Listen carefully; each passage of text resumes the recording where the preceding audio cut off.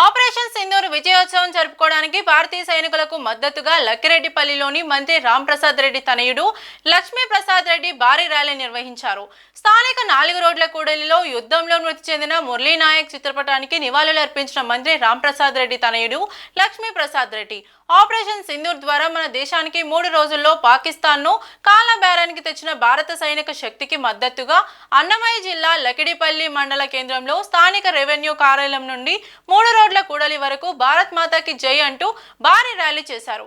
ఈ సందర్భంగా లక్ష్మీప్రసాద్ రెడ్డి మీడియాతో మాట్లాడారు.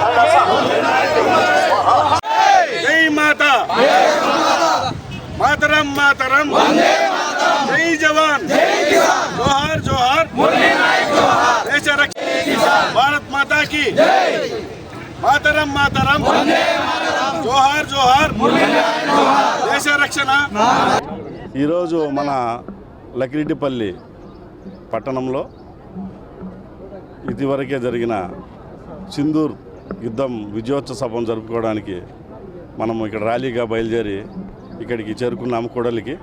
ఈరోజు ఒక అంతకు మనకు సంతోషాన్ని ఇచ్చేది ఏంటంటే మనము మన శత్రుదేశంపై సింధూర్ ఒక పక్కల ఆపరేషన్లో సక్సెస్ సాధించిన మన ఆంధ్ర రాష్ట్రానికి చెందిన వీర జవాన్ మురళీ నాయక్ గారు ఆ ఇన్సిడెంట్లో చనిపోవడం మనందరికీ చాలా బాధను కలిగించింది.